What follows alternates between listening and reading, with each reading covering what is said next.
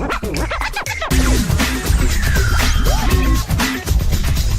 everyone, this is Steve Good, and welcome back to our next episode of The Coin Chat.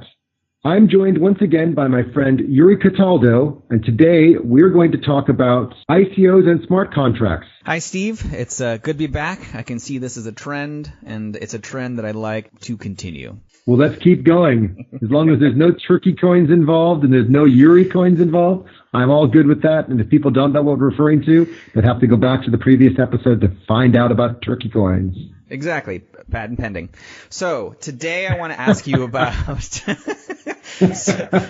smart Now, be serious, Yuri. We're here to have a serious conversation about ICOs today and the good ones that you can find and how to get into them and make it fun. That's true. The actual good ones. Last week was great because we talked about the shitty ones, and now I want to talk about the good ones. Well, we did bad news first, and now we're doing the good news. Exactly. It's I think it works out better that way. So you know what's awful out there, and then you know what to look for, and how things are kind of running a little bit behind the scenes. Let's talk about smart contracts first, because we hear a lot of this out into the world, particularly with Ethereum. I've heard and read about smart contracts as being like the blockchain technology that's going to replace lawyers, which I'm a big fan of. But what is a smart contract? Don't tell that to my uncle, please. Right, definitely not. Or my aunt who's a judge. She won't like that too much. But so in general, when we talk about smart contracts, what are we talking about? We're talking about replacing lawyers. Excellent. Yeah. So the reality is that a lot of times when we try to transact between parties, and I don't want to get into legal speak because I'm no lawyer, and I'm like you, Yuri, I don't really enjoy the whole legal discussion part, but when we get into contractual negotiations with people and we put everything down in writing, it's all in writing. The problem is the execution of it is always a bit of a pain because you never know if someone's going to renege or stick to the terms. And the worst part about it for me, generally with contracts, is you'll agree payment terms like 30 days. And how many people out there actually get paid on time?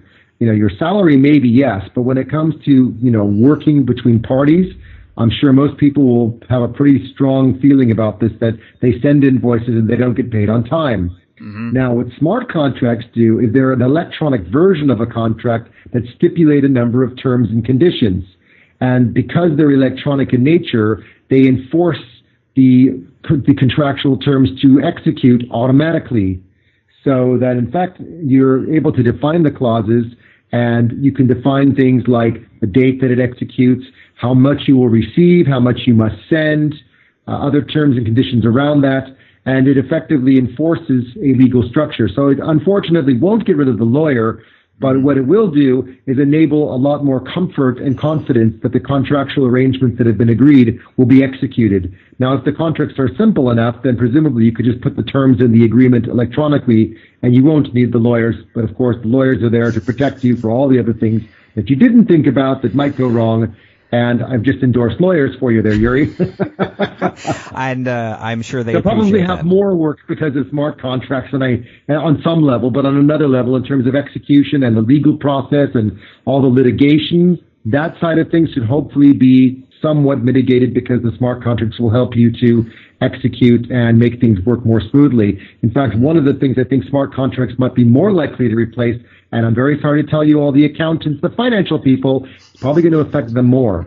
Because if smart contracts effectively operate the way they should, which is, I owe you money, Yuri, and I'm due to pay you on the 7th of whatever month, and it automatically executes, you don't have to send your finance department accounts payable or accounts receivable chasing each other to try to get the money paid or to try to claim the money. We won't need those parties because your accounts receivable department won't be calling mine and my accounts payable department because they won't be needing to talk to each other. So all that kind of work that typically goes on in finance is, I think, more at threat from smart contracts.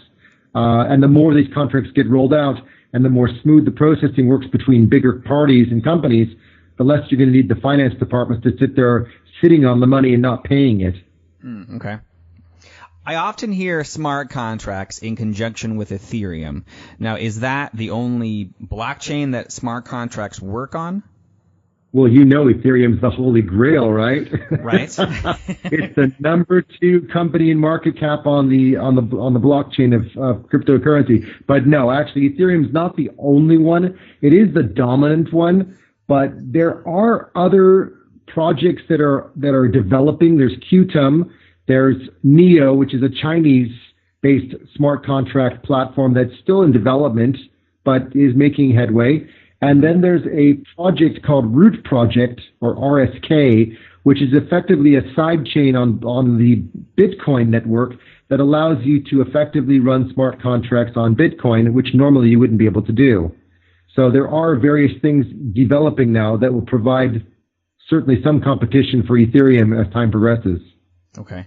Well, that's great to know. So I know you mentioned, obviously then the smart contracts are going to eliminate the some people from their positions, but beyond that, like how could a company or somebody, an individual, use a smart contract now to help them in their business?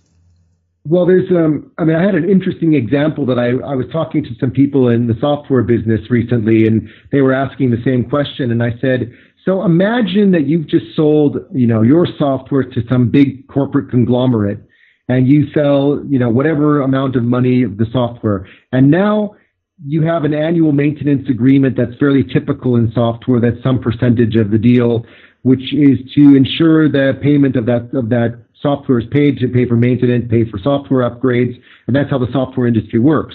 Mm-hmm. Now, imagine a situation where every year I have to get my accounts, the payable department, to contact the big corporate and say, hey, it's annual maintenance time. Can you please pay your bill? And they say, oh, yeah, we'll get back to you. And, of course, it drags on. And, of course, people need to collect their funds and their fees because that's how they run their businesses. Mm-hmm. So in a smart contract, I could envision that the smart contract could be implemented in such a way where it's automatically going to pay every year the software company that's due the money because it's got in their terms of how much is to be paid, what date it needs to be paid, and could even go so far, I would imagine, to include things like which specific licenses are attached to that agreement. Now, if you then start thinking about the fact that sometimes licenses are decommissioned, sometimes you sell additional licenses, and it's all part of a license management process. But at the end of the day, you want to make sure that you are paying correctly for the licenses, or the company is paying correctly for the licenses they have, and the software company is correctly paid and paid on time. Mm-hmm. So a smart contract, in my mind, should be able to evolve to such a point where it would be a natural process that all software companies, large and small, would simply implement smart contracts to all companies. The companies would implement them, and that would just enable the whole process to flow. And of course, there might be some in-between stages for authorization. Perhaps if you want to verify something, or if you want to decommission something, or you want to add something additional, that you negotiate that as part of the payment terms. But the terms are the terms, and the payment has to go out automatically. And then everyone's getting paid on time. The software companies are happy. The finance departments are unaware because they're not there anymore. Sorry, finance departments. And so on. So that's an example where I could see that being a logical way. For the consumer, I can imagine it being done in transportation. I mean, you have your monthly travel passes in a lot of countries, and you might want to just have an auto top-up of the pass that you're using, and you don't want to have to spend your time going back and forth. So in a way, it could almost be like a replacement of a direct debit, or it could be used for some forms of paying bills. So I think there's a number of different ways it could be implemented. It all comes down to the creativity around how people decide to use them. Yeah. Hopefully the MBTA is going to be listening to this podcast, because the transit system in Boston sucks, and that would just make things so much easier, just to be able to walk on the train and it automatically figure out where I'm going and debit appropriately. Well, I would love if London were listening as well, because this way I could lock in my contract for a year and you could stop raising the tube prices constantly. Right. Smart contract sounds like it'd be an ideal situation for the music industry, because there's so many licenses that go on with just, playing music. If they could figure out an easy way to track and then allow the authors of various pieces to get paid, and then figure out, of the band, if there's like 10 different band members, how much of the band members get paid, what percentage of that. It sounds like it would be astronomical and really a huge benefit for the music industry. Yeah, you can definitely use smart contracts for things like money goes to a single location and then disperses to multiple locations afterwards, or multiple people. And smart contracts can also be what they call multi-sig, which means you need more than one signature to authorize them, which is what you do in corporates anyway. So all those types of things are already there. It's just a question of implementing them and implementing them securely so they can't be hacked, because that's, of course, the biggest risk with one of these, types of implementations is the potential of hacking, which then leads to loss of money potentially. Yeah. So what are some issues that could arise with smart contracts? Because they can't all be perfect, at least not in the beginning anyway. No, I mean, obviously, if you don't code it properly, you might find the payment terms go wrong, or that money's not received, or if you put the wrong address in, it goes to the wrong location. But hacking is probably the biggest one. I've seen some various articles written out there about people who've written some very complex processes to try to hack and steal or to break a contract. And what it comes down to is, for every contract that's written, it needs to be written and then tested and retested and verified. And that's the most important thing with these smart contracts, is the verification of it itself.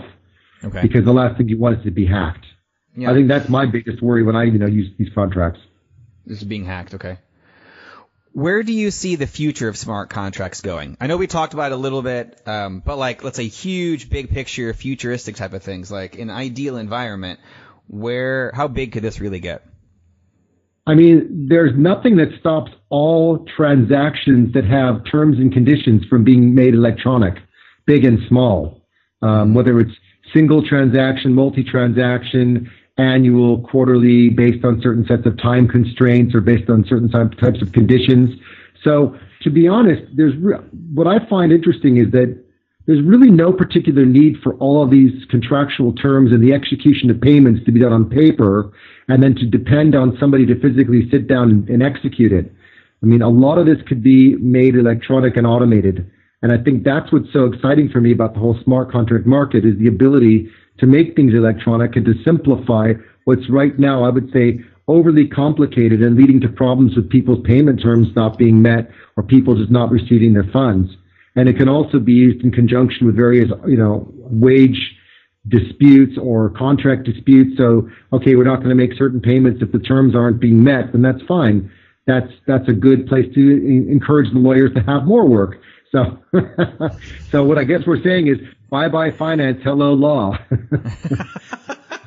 Well, we can't always win, but that's all right. No, absolutely not. But I mean, I think there's a lot of potential to replace a lot of the paper-based transactions in such a way that it makes it easier for people to operate and run without always depending on people. Mm-hmm. Okay. So let's switch over a little bit and talk about ICOs, but the positive side of it. I know that in the last episode we discussed the scammy things, and I want to talk more about them on the positive side. So I'm seeing more and more information about ICOs in the news. I'm coming across posts from celebrities like Floyd Mayweather and Paris Hilton about how they're joining ICOs, which is a little bit unnerving. Yeah, so actually, let's just start with one last negative thing, which is I've always said, and I know a lot of people will say the same, if you see a celebrity backing a particular ICO, you might want to steer clear of it because it's a little bit dodgy. I mean, why do you want a celeb backing something that has nothing to do with them? And there have been a few of those around, and they've all been kind of not very successful. Now, the flip side is there are a number of ICOs out there where they have backing from very well-known people, like Unicorn, which is an sports betting platform that launched an ICO called Unicoin Gold, and that was backed by Mark Cuban and Ashton Kutcher. Ashton Kutcher, the actor who's now become quite an investor in Silicon Valley. Those are great examples of, solid people backing a platform, really helping out, making sure it's going to be successful. And that's a really good example of the flip side of the star that has no link to the project itself.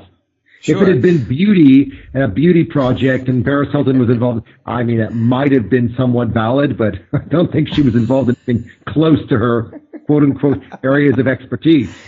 No disrespect to Paris Hilton. No. Of course not. She's doing her club thing over in Japan anyway, so I think she'll be fine.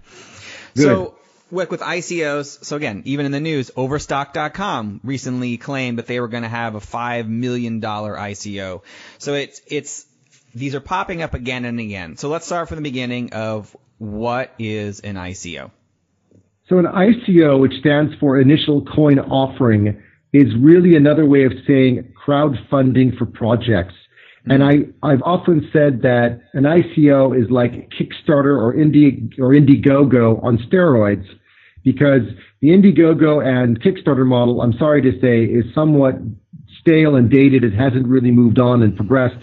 And the ICO world is a much more dynamic and invigorated environment that's in many cases similar to those projects. They're trying to launch, the ICOs are trying to launch very innovative, disruptive projects to change a number of things in the world. And yes, there's a number of scammy ones that are out there just for the money, but ultimately all the ICOs are effectively is a crowdfunding or crowdsourcing model to jumpstart their business and get it off the ground. Mm-hmm. Is there a reason? Yeah, go ahead. Sorry. Yeah, you go ahead. No, we're not going to. We could sit here all day having ping pong. Who's next? Right. You're next. Right. What I was going to say is that the reason why we're seeing so much of an increase in ICOs? Like, it seems like everybody's doing an ICO now. Yeah, I mean, so if you think about, so there is something to be said that, some of this there's a number of people out there who think, oh, ICO equals easy money. But there's also another reality check, which is it's not easy money if you realize how much you need to invest for incorporation of the company, retaining lawyers to make sure that you're not a security, but actually your token is being used as a utility in the platform, that you're compliant with various regulatory issues as you're launching your company. So again, we're boosting the lawyers' business even more. And there's a number of blockchain lawyers out there.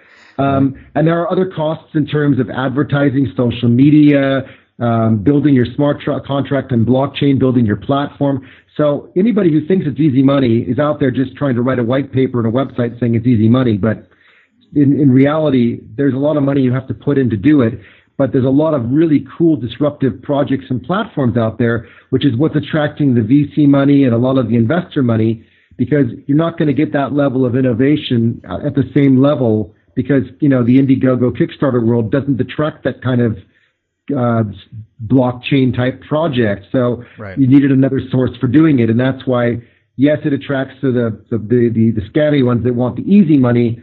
But in fact, really behind the scenes, there are actually, and I don't know if you know this, there are crowdfunding platforms behind the crowdfunding. So there are companies like Kick ICO, there's Token Lot, ICO Box, and a whole raft of others. But these are actually platforms that are there to validate that the ICO is a good ICO, helps you to kind of be certain that what you're investing in is solid and is good. And then they kind of help to bring investors into the mix as well and help to raise funds for those projects. So those, again, on Kick ICO, for example, are generally very successful projects because they've been vetted much the way you would be on a Kickstarter, and hence the name Kick ICO. That's great. So I'm curious because you brought up the example of Kickstarter, Indiegogo, and so I've run a few of these different campaigns for various companies, and the idea behind, let's say, a Kickstarter is there's a company trying to make a product and you're pre-buying this product. When I am getting involved in an ICO, so what do you actually get? Because I know there's a coin that's happening, and I know we're making fun of the Yuri coin and the Turkey coin, but so what do you actually get when you're investing in an ICO? So first of all, I guess the first thing I would say is it's probably not investing so much as crowdfunding the project. And the investing is the key word I've used for a reason, because investing normally implies that you're buying shares or equity in a company, which in this case we're not doing. We're actually being given coins, and the coins are not seen as a security, and therefore have no intrinsic value in terms of being a value other than a coin that's used for trading as a utility within that company's platform. However, that being said, the coins do trade on exchanges, and the coins do go up and down in price, much like the stock market would do. So those coins have the potential, when you're buying in early, to go up. And if they go up, you can sell them and you can swap them to another coin. And you're basically buying and selling they're like an investment vehicle. And so even though they're not really seen as investments from the standpoint of using the word investment, they really are in the context of buying the coin if you're going to buy and hold the coin and just trade them on exchanges or trading platforms. Okay. And then I know we talked about this very briefly, but so with these coins, where should people store them? Because I know not every single one of the coins can be traded on the exchange. So for a brand new company that's just getting out there, what's the easiest and the best way to store those? So you're talking about the coins that are used as part of an ICO in particular, right? Yes. Right. So what happens when you're doing an ICO is that we were talking about the smart contract earlier. So this is a really important thing as well, because I've seen a few people make this mistake, and it's a really horrible one to make. There are actually two types of wallets. There's your normal wallet that just holds your coins, and every coin has its own unique individual wallet. So Sia coin has a Sia wallet, and Paycoin has a Pay wallet, and Neo has a Neo wallet. But Ethereum actually has, Neo might actually have two wallets as well, because now that I said that, Neo is a smart contract as well. But the thing I was going to say is that typically what you need to look for is that smart contracts have a secondary component that is part of the Ethereum network. So when you're actually having your money in a wallet, you need to make sure that they are actually what's called an ERC20 compliant wallet, which means that it's a wallet where it can store Ethereum coins like any other wallet, but also stores all of the contractual terms of that smart contract. Now, the reason that's so important is because when you want to deposit money into an ICO, you will be given a wallet address, which is not an Ethereum wallet address, but actually it's a sub-address which belongs to that particular company for their coin. So when you wire your money from your wallet to their wallet address, it's immediately sent to them, and it's converting into a contract. That contract sends terms back to your wallet saying that you now have these number of coins which will be deposited to you on a certain date and time. And on their side, they have certain terms and conditions defining how many coins have to be deposited to be received, what time are the coins allowed to be received, what percentages of discount might have been applied when you deposited the coins for the purchase of the coins during an ICO. So all of those contractual terms are attached to the wallet. If you send your money from Coinbase or Bittrex or Poloniex or any other normal exchange, unfortunately, it'll just be lost money, because the coin will be sent to a smart contract, and the smart contract will have no mechanism for communicating back to you, and therefore the money is theoretically lost unless you can find a way to get the money retrieved and sent back to you. So very, very important that when you're investing in ICOs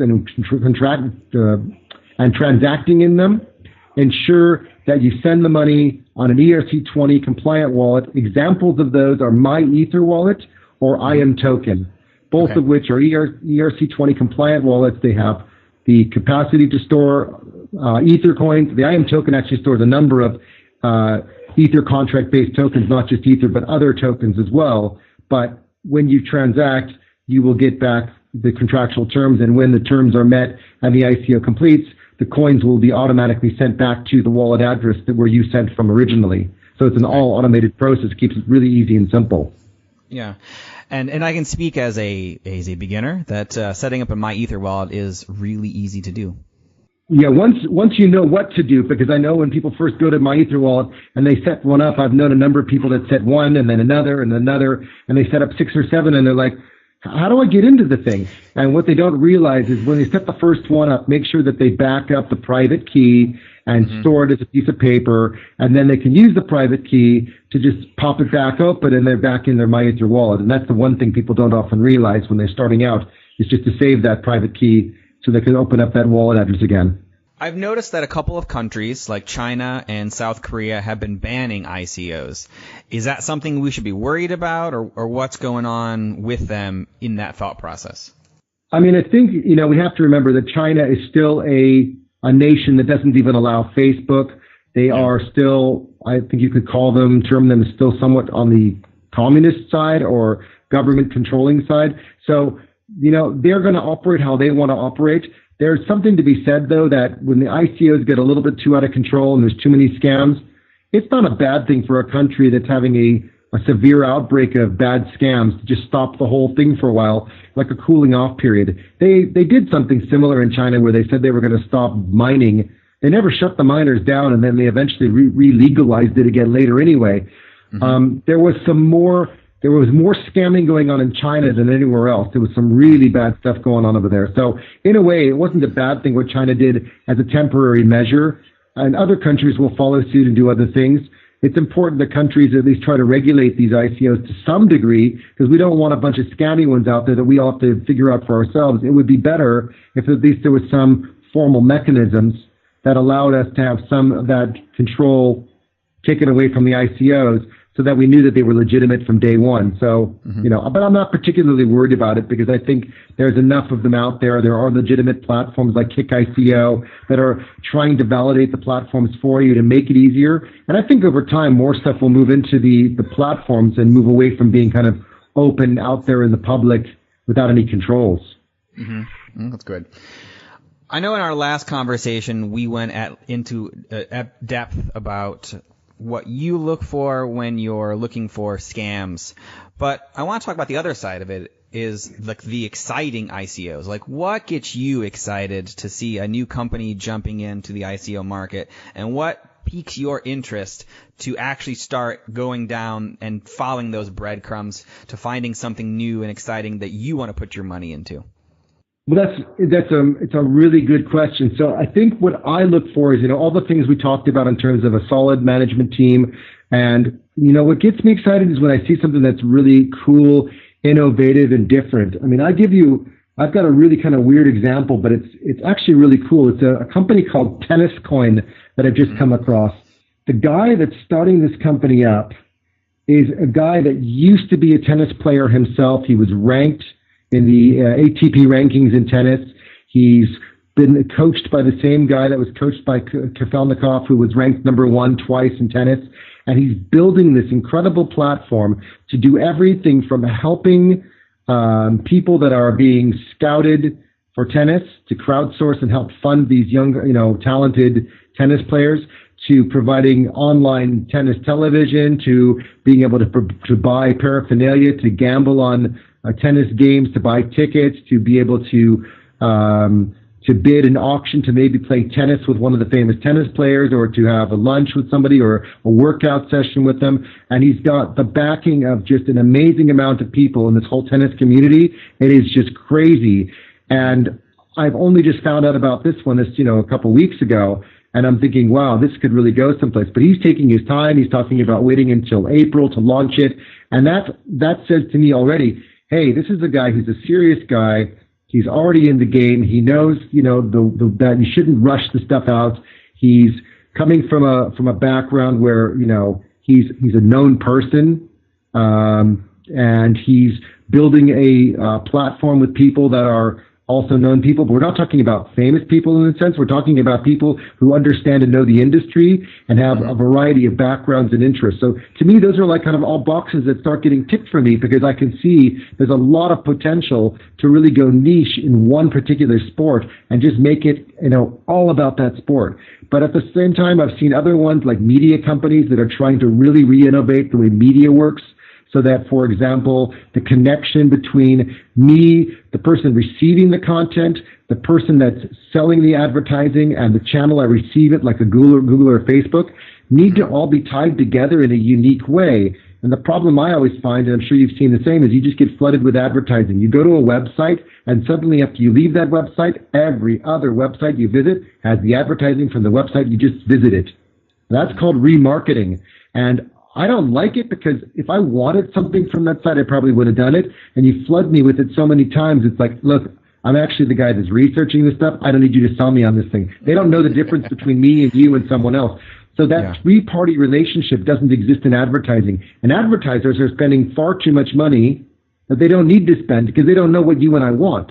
So the blockchain advertising companies are now creating a model where we can provide inputs on what we're interested in knowing about, so the advertisers can target us, and the suppliers of like Facebook and Google and Microsoft who supply us that advertising content through Bing or through through Facebook itself directly. All of that information that comes to us because it's what we probably are closer to wanting than not wanting. And that's actually, I think, a much better direction to be in. And I think that's really, really cool. And there's, loads of examples like that. So that's the kind of stuff that, tends to excite me more, is seeing that level of innovation actually come to me as something that's valuable and meaningful to me.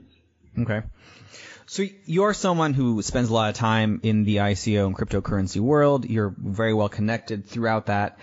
How could somebody, let's say the average person who wants to get started and maybe doesn't have your level of access or finger on the button, what resources could they use to try to find out the new, exciting companies coming out in the blockchain that are legitimate? Yeah, so there's a couple of ways to do that. I mean, first of all, there are token or coin platforms that tell you what's coming out and when. So there's ones like Coin Schedule and there's Token Market. Those are two of the more popular ones. There's also Crypto Compare that has a little bit of information on their website. Now, all of them don't do a lot of evaluation necessarily, but they do at least have them up there, which means they've actually taken the time to talk to those companies and make sure they're out there and they're, I think, somewhat real. I don't know how much vetting they do, but not every ICO ends up on those website pages, that's for sure. The second thing I've seen recently, and I'm still kind of two mindsets on this particular platform, is one called ICOBench. So what ICOBench is doing is they've created some sort of a rating engine algorithm. They're pulling in all the ICOs, and they've got some sort of algorithm that's out there measuring these ICOs on a bunch of different dimensions and scoring them. Now, I've actually contacted them and I've asked them to provide what scoring mechanism they've used. They were very quick to respond and very apologetic if there was any confusion, which I thought was very good. I asked them to have their CEO get in touch with me. He or she did not. So if the ICOBench people are listening, please get in touch. They probably could contact me right after we do the recording now, right? So, but on the flip side, they are making every effort to evaluate through some algorithmic method to tell you the scoring of that particular ICO and whether it seems like a good ICO or not. And they've got a couple of different scoring parameters. That's at least something to work with. Outside of that, you kind of have to scour Reddit and Bitcointalk. Reddit is a great platform where all these discussions take place and everyone has their open opinions. The other thing you can do is you can go and follow the companies themselves, if you have one that you're interested in, by looking at them on their Telegram channel. And you'll get a pretty good idea of what they're doing and whether they seem like they've got a good idea, a good project, a good following by just logging into the Telegram channel. I was going to say one other thing about, finding good ones as well is there are actually two different types of ICOs. There are those that are, of course, startups, which is what most people are familiar with. But as I mentioned before, there are others that are already existing companies. So Unicorn, which I mentioned, which is backed by Mark Cuban and Ashton Kutcher, is one. There's Lydia Coin, which is actually a $100 million company called Gravity 4, which is an advertising company that have now gone into crypto space by launching this to grow their business. Nice, valid company. I've spoken with their management team. Lovely people. I've spoken to them in the U.S. I've spoken to them in Hong Kong. Really impressed with their whole direction and their whole approach to things. And again, they're existing companies, so you can be pretty sure you're investing in something that's already a solid business, given that it's already a $100 million business. And as I mentioned before, Amizgo, which is also an existing business out of Thailand, that then did Amiz, which then launched Amizgo, which is their ICO platform. So that's another, element of looking for good ones and being able to validate them. Wonderful. Well, again, Steve, thank you again for taking the time to chat with me. As always, I learn so much by having these conversations, and I feel very fortunate to be able to have these with you. Is there maybe something else that I forgot to ask that you think is important in the smart contract or ICO conversation? There was, actually, which is one other little tidbit, which is when you're looking at ICOs, there's one other thing to look for when you look at the whole kind of token model of the smart contract that's being set up. So, when you look at a company and you're looking at the ICO process, they'll say a hard cap. A hard cap is what the maximum number of coins they're looking to raise. But the flip side to that is there will be something called a soft cap. And the soft cap is the minimum amount that they're requesting that they must make. If they don't make that minimum amount, they are supposed to return back all the money to all the investors. Ah, okay. Now that's pretty important because that creates a level of legitimacy in ICOs, which you wouldn't get in just normal startups, because in a normal startup, they don't normally give the money back. Yeah. But in ICO world, they tend to give the money back if they don't make the soft cap. One of the things just to look out for when you're looking at the ICOs, and not the smart contracts, but the ICOs, is two things. One is what's the distribution of the coins that are being issued as part of that smart contract. So what you'll see in many of these projects is they'll have a percentage of tokens that they're issuing to the public, a percentage that are being reserved for management and or operations, a percentage for the advisory pool, and sometimes a reserve of other sorts. So I tend to say to people, look for a ratio that's between around 30 to 60% roughly of tokens being put up for sale. If you sell much more than that, then you're going to be at a place where there's no money left inside the company to run the business. And of course, not to run the business, but you want to make sure there's enough tokens being distributed to other parties that are involved, like, for incentives, you want to make sure the management team have a certain number of tokens. You want to make sure that the employees have a certain number of tokens and that there's enough paid to the advisors who've been there doing the hard work, helping you out, sometimes for the legal advisors and sometimes good to have a little reserve or for your future development of your project. So it's just good to know that you're saving tokens for people that are contributors of the project. The other thing just to mention about the kind of the smart contract and the tokenization model is that you often see that there's 2 or 3 different aspects of an ICO. One is what they'll call either a private sale or a pre-launch. Typically, that's where you get institutional investors or people that are private buyers of the coins investing money in early. And they'll get some sort of discount on the coin value up front and early. Then there's a pre-ICO, which is to encourage people to come in before the mainstream ICO. Typically, the pre-ICOs will have a higher number of coins you have to buy. So, for example, they might have a target of minimum 5 ethers or minimum 10 ethers to get into the pre-ICO. And they're doing that because they're trying to sell and encourage the higher buyers to come in early for a higher discount and get more coins. But they're also trying to get their soft cap hit before they even get to ICO. It also creates a buzz in the market so that when you get to the ICO, then it's just about raising the remaining money. And there's oftentimes a discount that's given for a period of time before the rest of the coins are sold at the list price, which will be the price that the coins are listed on in the market on the exchange when it actually goes live. Mm-hmm. How long does a typical ICO raise last? I know like on Kickstarter, you've got, your typical 30, 60, 90 days. Is it similar to that? Yeah, so typically, a pre-ICO at a pre-launch or private sale can go on. The private sale can go on for however long because it's usually done privately, but I would normally imagine it's done in around a month or less. And the pre-ICO is anywhere between 15 and 30 days. And the ICO is typically max 30 days. But to be fair, one thing to bear in mind is an ICO will only last until the hard cap is reached. So one other gotcha is never invest in an ICO that has no hard cap. Reason being is people have set the hard cap because they know how much money they think they need to raise to run their business and to build their platform. If there's no cap, then it's almost like, what are you going to use all the money for? Why do you need to leave it uncapped? It's a runaway train. And that's not something I advise people. The company that's actually thought it through and knows what their hard cap is probably has something that aligns to their project plan.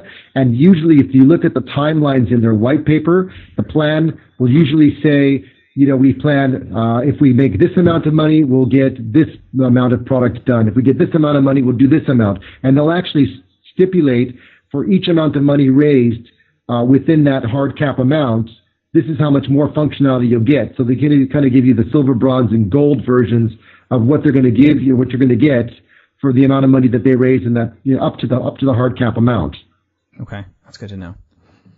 Yeah, so there's a lot of these are just little things about the kind of ICO raising process, but I just think it's good to kind of highlight those so people know when they're looking at it, it's not just putting money in, but actually look at how the token is distributed. Make sure you understand that there's a soft cap, there's a hard cap, know the dates, know the percentages, And, and then that should give you a pretty good, understanding of what's happening in that process. And again, if you don't know what's going on, call the company or email them and just get in touch with them, or contact them on Telegram, where most of the platforms tend to sit, and ask questions there. And you'll generally find people are pretty responsive, because this is their way to engage and get into user engagement, is to be responsive on places like Twitter, but more importantly, in a one-on-one relationship with you on Telegram. Mm-hmm. Actually, that brings up an interesting idea, and that is the use of Telegram. So why are companies using Telegram now? Okay, so there's actually a couple reasons. One is that Slack was the platform people were using quite a lot before, but there were a number of issues where people were masquerading and saying that they worked for the company when they didn't, and it caused a whole lot of problems with money being sent to the wrong place, and the company having to say, no, we're the real people, they're not the real people. And it's kind of like you've got Superman and Bizarro, and which one is Superman? And I don't know. So yeah. That's why people moved off of Slack. So Telegram has a couple of interesting features, and these are really interesting features. So when you look at WhatsApp, you need the person's phone number to add them, or you have to send out an invite to invite them in. Right. On Telegram, you can just search for the platform or the company or the group and just join it. That's one thing. The second is, in WhatsApp, for example, you cannot see the history of the conversation. When you join, you can only see the conversation at the moment you join. In Telegram, you can see the full history. Another benefit I like about Telegram, actually two of the things I like personally about Telegram. One is, if I type something, I make a mistake, I can edit what I've typed. I don't have to put star in whatever mistake I made. I just edit the typed message. I can delete the message. I can delete it for myself. I can delete it for all, which I think WhatsApp is doing now too.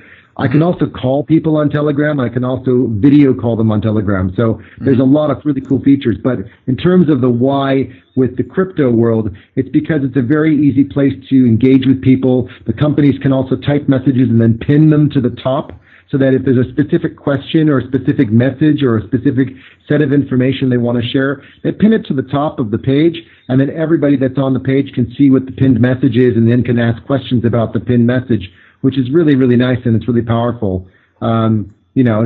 If people are being trolls, you can ban them from the page, which unfortunately does happen on occasion. And also the people who are the administrators of the channel, it says admin on the username, so you know that they're admin for that group, for that channel, for that page that you're talking to. There are actually two different groups in Telegram as well. You have a group which is a group where I can ask questions and you can respond, and there's another group where it's for announcements. So you can't actually type or say anything to them, but you just join, and the company uses it for just all kind of users who are on the page to be informed of things, and it's kind of one-way communication of announcements.